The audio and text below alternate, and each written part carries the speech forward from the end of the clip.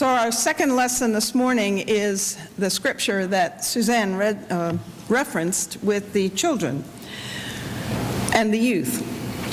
So listen now for the story of the call of Philip and Nathanael from 1 John. The next day, Jesus decided to go to Galilee. He found Philip and said to him, "Follow me." Now Philip was from Bethsaida, the city of Andrew and Peter.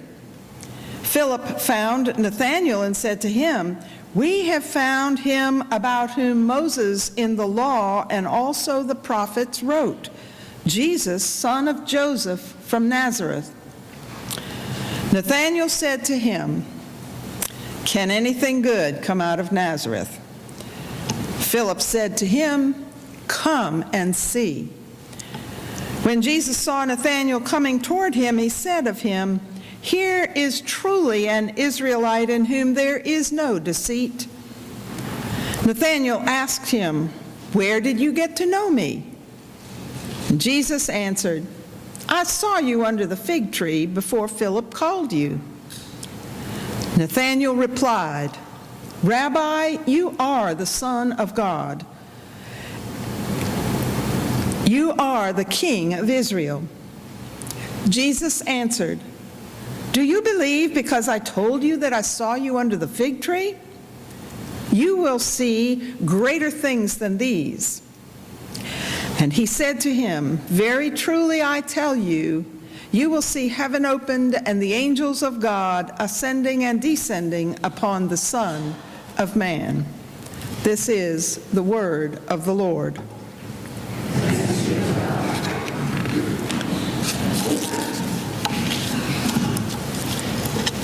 So I'm sure some people might have looked at the bulletin and said, "Why aren't we singing 'Here I Am, Lord'?" But the choir is going to do that. So we're saving that hymn for another time. But that phrase, "Here I am, Lord," that Samuel said, even though he didn't know it was the Lord, are the exact words that are spoken over and over and over again in the biblical witness. And if those exact words aren't spoken, then the sentiment of those words or the meaning of the words they say mean, "Here I am, Lord."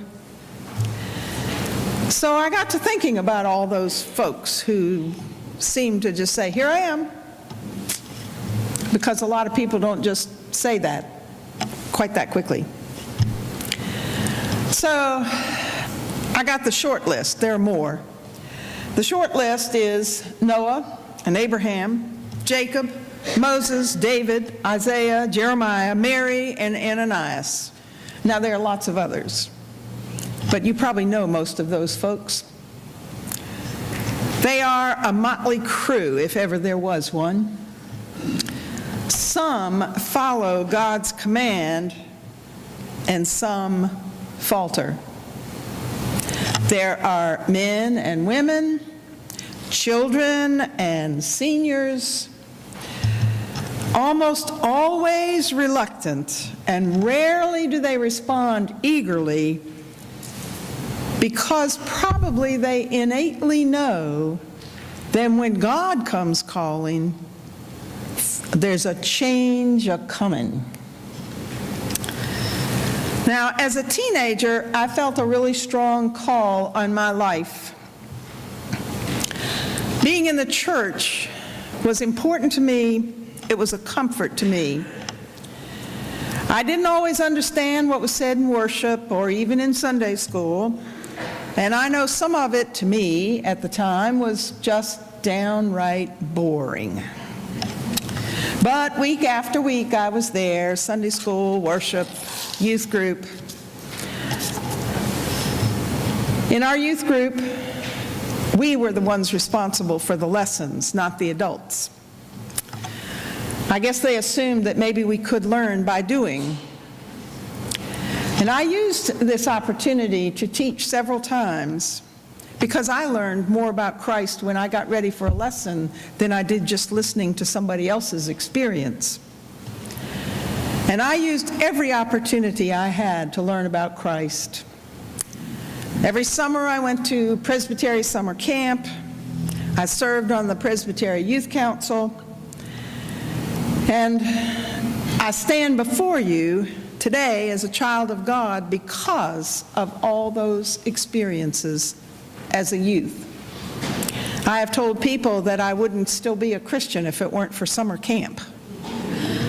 I don't know that that's really true, but I know that there were some very strong experiences that you get during that week away from home, and just intense study and time with people who think like you want to think. And then the other thing is, as many of you probably, you didn't have a choice about Sundays. You had to get up and go to Sunday school and church and youth group. That was it. It didn't matter what time I stayed out till babysitting or going to a dance or whatever on Saturday night. I was up and we were at church. Now, I know that there are a lot of people who say there are just so many distractions in this day and time, and I agree. And there are probably a whole lot more than we faced. But we had distractions, for sure. But my parents kept me on the straight and narrow.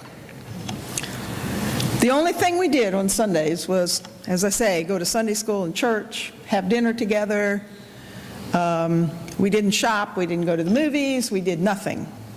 Read the newspaper, have family time.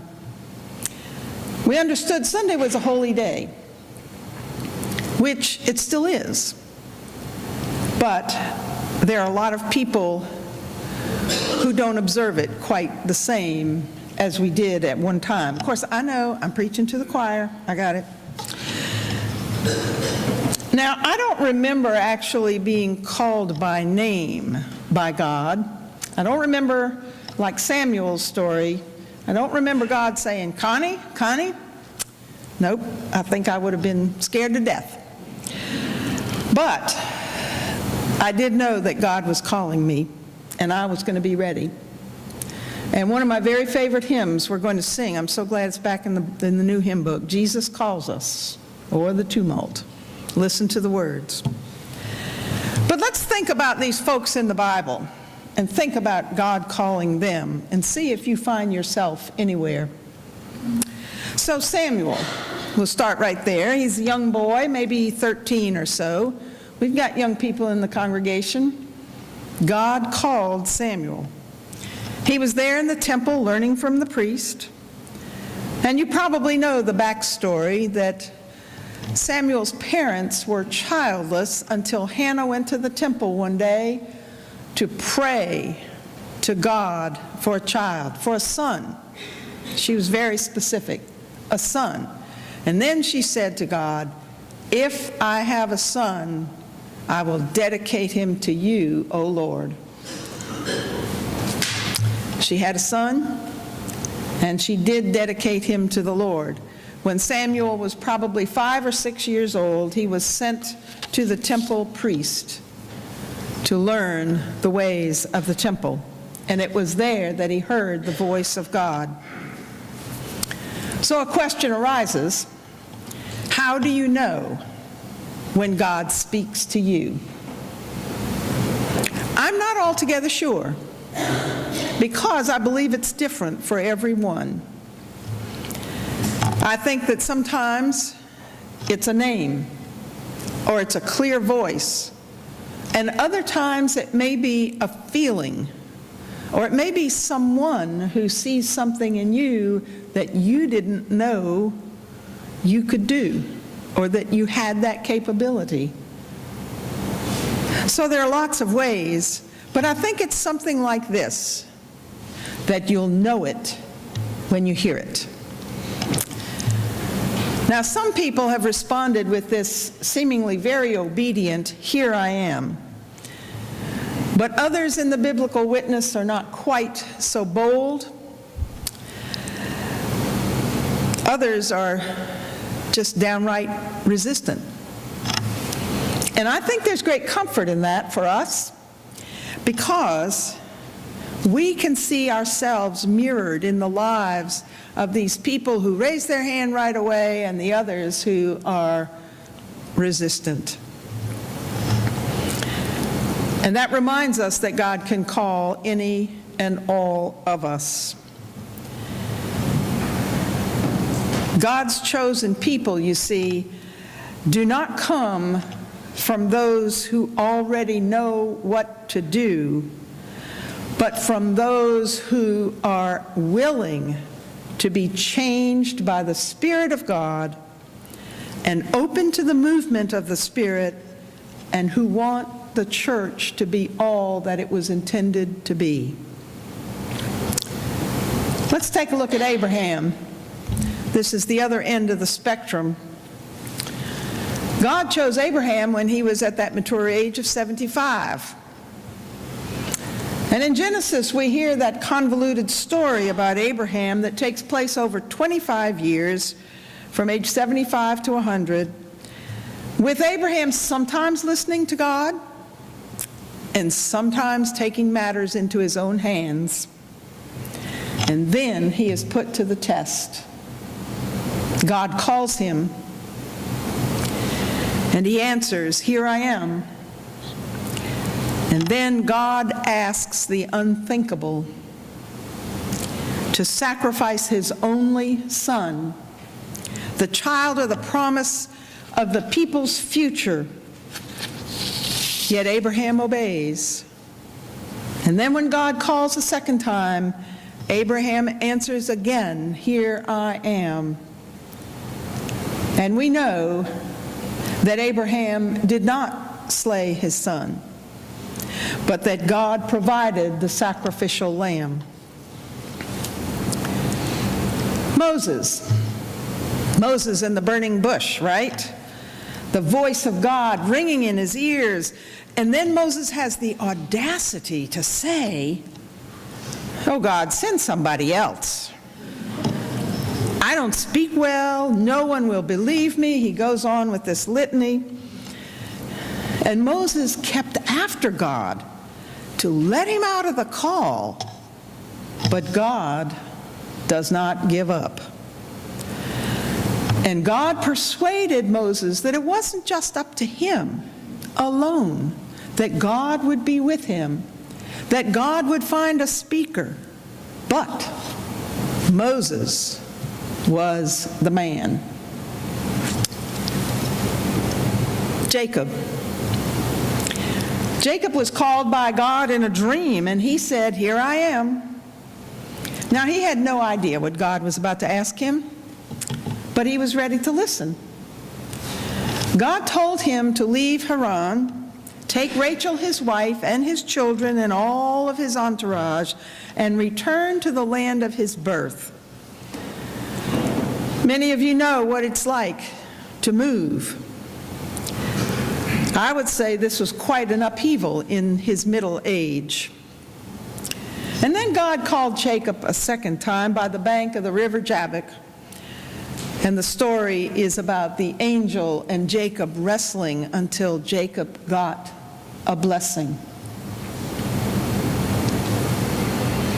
Isaiah responded to God's call, and he said, "I am a man of unclean lips." So God cleansed him, and then he became a major prophet for the Lord. Mary, the young teenager that we have just been hearing about a few weeks ago during the Christmas season, Advent and Christmas season. She's betrothed, which in those days meant the same as marriage. You had to get a divorce to get out of a betrothal. And she responds to the angel of the Lord, "Here I am, the servant of the Lord." Ananias, a disciple during the time of Paul, responded to God and said, "Here I am." His task, not an easy one. He was to go to Paul, the notorious persecutor of Christians, on the Damascus Road and lay hands on him so that his sight might be restored. Did Ananias balk? You bet he did. And he had some very sharp words for the Lord. But he had already said he would be available, so what else could he do? And off he went. What does it mean to be chosen by God, called by God? Sometimes the task we are given is not something that we would choose on our own. I would venture to say most of the time, it is not a task we would choose on our own. Think about Ezekiel, who was sent to preach to the dry bones. Or Jonah, who refused to go to Nineveh. He did go, but then he groused at God the entire time. See, you get to grouse at God every now and then, too. But it isn't about us deciding to follow Jesus, see? It's not about us deciding anything. God has decided already. God chooses us first. Last week when we talked about baptism and the words that are spoken, that we are claimed, we are sealed by God and marked by God's Spirit to be God's forever, from the very get-go. And our only response can be, "Here I am." Now, to tell you the rest of my story, the short version, because I could talk about it a long time, but I did feel called by God. But back in the late 1950s and early 1960s, women were not invited to be part of the leadership of the church.